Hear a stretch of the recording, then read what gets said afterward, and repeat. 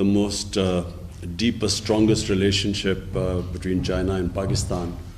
But the interaction between our medias, our cultural interaction is not as good as a political relationship. So this idea, meeting today, is basically to improve this interaction. I especially want to take this occasion to congratulate China and the Communist Party. I think on its 100th, it is the anniversary of the CPC. Also, in Pakistan, we admire President Xi Jinping as one of the great statesmen of the modern world. We have admiration for him in Pakistan for two particular reasons. One, his commitment to fight corruption. The commitment that a society there must be rule of law in a society. In other words, the powerful must be brought under the law. And corruption is, when it destroys a country, it is when there is a corrupt elite which does not bring itself under the rule of law, and they are the ones who do the maximum damage. So I have watched the corruption drive, anti-corruption drive of President Xi Jinping, and we here in Pakistan are very impressed by the way he has so many high-level officials, ministerial-level people have been held accountable for their corruption. Secondly, and the most remarkable thing about China, which we all admire, is that the way they have brought so many millions of people out of poverty. The figure we are told is almost 700 million people have been brought out of poverty in the last 6-7 years. And recently, China announced that China has finally eliminated extreme poverty. So this is, I think, one of the most remarkable achievements of any human society. I don't think there is any precedent in history of a society achieving these great goals. And the third thing is that we in Pakistan are committed to strengthen our relationship with China politically, as well as in terms of economy and trade. CPEC is a flagship program in the BRI, and for Pakistan it is one of a program which gives us the greatest optimism and hope for our future economic development. And we have a high-level committee now to follow the CPEC projects. I'm going to Gwadar next week to oversee the projects, the pace which they are moving on, and to make sure that we meet our timelines. And then I'm hoping, Chinese labor also. yes, meeting the Chinese labor, who are working here, and yes, talk to them, interact with them. But also, I look forward to my trip to China, which is in the offing in the next month, 2 months, and to further strengthen both our political ties and our economic ties. Please go ahead. So, as Your Highness just said, that in 2020, the Communist Party already make a huge success in helping its people eliminate poverty. Also, it helps the country to navigate its people throughout the pandemic while achieve the positive GDP growth.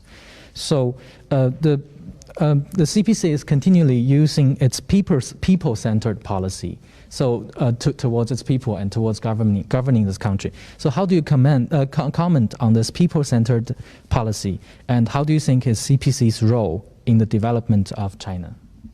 You see, the CPC is a unique model. Until now, we were told that the best way of societies improving themselves is the Western system of democracy. And we were told that that is the best way of progress of a society.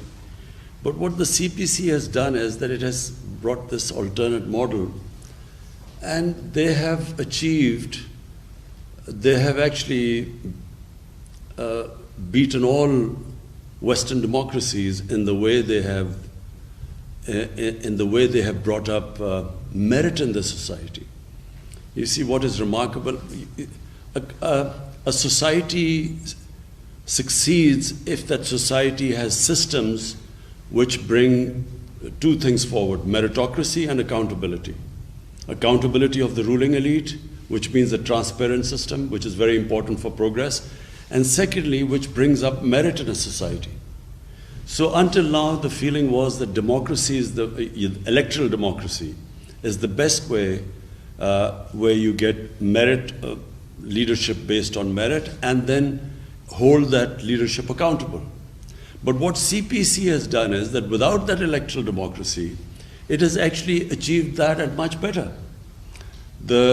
What I saw in China when I visited the Communist Party headquarters and when they gave us briefings, their system of sifting talent and then grooming it and bringing it up, for me, is probably more remarkable than any democratic electoral democracy does not bring up that sort of meritocracy or can hold people accountable. And third thing is that it's a very flexible system. You know, when they want to change something, that system allows them to bring a change. In our society, for instance, in Pakistan, even in Western democracies, it's very difficult to bring change in a system because you're stuck in so many regulations, and democracy straitjackets you. So you cannot always do what is the best for the society because of all the impediments in our system. Whereas I find that in the greatness of the way China has improved so quickly is because they make changes very quickly. They feel that something is not working, they change it. The system allows them to change. And fourthly, of course, the long-term planning. They plan so far ahead.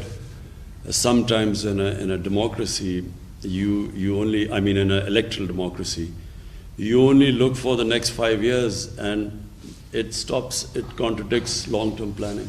Hi, Prime Minister. Very grateful. Thank you for hosting this meeting online. I'm Lucian from China Daily. And another question, it's been 7 years since China and Pakistan established the diplomatic relationship as well as the friendship between the two. So among all the projects that the two sides have worked on, where do you see the future development direction and the cooperation direction of the China-Pakistan economic corridor, and which areas could be the focus points in the next few years? And how do you think of the importance of such cooperation for both countries? Thank you. Yes, thank you. You see, for me, where I see this relationship moving ahead, and I mean the economic relationship, because there is the political relationship, which is also very strong and moving ahead. But purely the economic relationship, I see the next phase of CPEC. And the next phase is for Pakistan, which is very exciting. We have these special economic zones, and we hope that we hope to attract Chinese industry into these special economic zones by giving them incentives, because in Pakistan the labor is much cheaper than in China, so we hope to attract that industry which will benefit from our cheaper labor. And secondly, where we really want help from China, and we're already working on it, is agriculture. Because in China, the productivity, your agricultural productivity is much higher than Pakistan. Pakistan is basically an agricultural country. And we haven't really concentrated so much on our agriculture to improve our productivity. So this is the second phase because almost half our population lives off agriculture. And therefore, we hope that we can really benefit from the latest techniques in agriculture from China. So, Your Highness, my second question is related to the first one. I think you just made a great insight about the Communist Party's way of socialism democracy and also the Western-style electoral democracy. So my second question is, how do you view the leadership style of Xi Jinping as the core of the CPC party? What kind of image do you think he creates on the international stage? You see, President Xi Jinping, when I spoke to him, and Premier Li, what struck me was that the process which they have come through to become the Prime Minister and the President, they started work 30 years ago, and they started working right from the canton, the real village level. And from there, they worked all the way up. They went through all the processes. So really, it's that long struggle which is what makes a leader. And that sort of process is not prevalent in most of the countries that claim to have electoral democracy. You do not have that sort of process. So you look at the American president, he does not go through that sort of rigorous training for leadership like President Xi Jinping and Premier Li, and the way they work themselves up and the experience they got all the way from village and then to the province and higher levels. So when they get to the top, they are experienced. They completely understand the system. They understand how people live at the bottom. And which is why they have been able to, create this wonder of bringing so many millions of people out of poverty. So this is something quite unique for China. You do not see that in any other democratic system. I think, leave alone the rivalry now between America and China, this economic rivalry. But I can tell you that the world, no matter whatever they think of China, because there's a fear of China's economic dominance now. But apart from that, everyone has to admire what President Xi Jinping has done. His achievements, you see, leaders' achievements speak for themselves. And that's what President Xi Jinping has proved to the world. Your Excellency, how do you comment on the aid programs provided by China to Pakistan, including vaccine, infrastructure, vocational training, and in other social livelihood sectors? I think, first of all, the way China dealt with COVID was unique. I mean, considering that this pandemic started in China, the way China coped with it, and then when you look at the rest of the world, China really stands out in the way they dealt with this pandemic. And we are very thankful to China because, the way they helped us, the way they donated the vaccine to us. And really, Pakistan is after China, Pakistan is one of those countries which has actually done very well in the way that we dealt with the pandemic, the way which we cope with it. So Pakistan stands out, in this whole region. And one of the reasons is that China provided us the vaccine very early on, and where we immediately vaccinated the health workers. The first thing we did was vaccinate the health workers, and then went for the vulnerable groups. So, the people who were most at risk and we were all worried about were the health workers, because, they had to deal with the patients. And so we were always worried that, if they became demoralized, then, our health system would fail. So when we were able to, thanks to China, we were able to vaccinate them. That gave us a lot of confidence. My name is Liu Xin. It's a great pleasure to be able to talk to you, even via Zoom, on this very prosperous occasion when China is celebrating the 100th anniversary of the founding of the CPEC. But this year is also a very special year for China and Pakistan, as both countries are celebrating 70 years of diplomatic relations, 70 years of friendship. So I'd like to ask you, based on what you just talked about the uniqueness of the Chinese system and the kind of strong relationship that Pakistan has fostered with China, what do you think the 70 years of friendship between China and Pakistan means for the region and for the world? And where do you see relations going further? How to deepen these already very strong ties? Thank you very much. Thank you.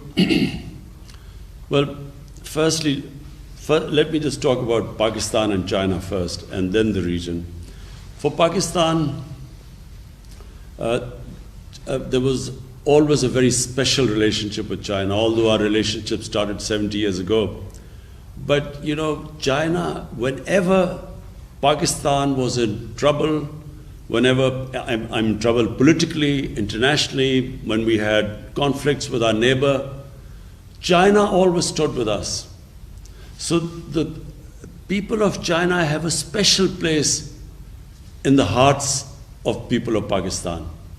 Because everyone here remembers, you know, you only remember a friend who stands with you in your difficult times.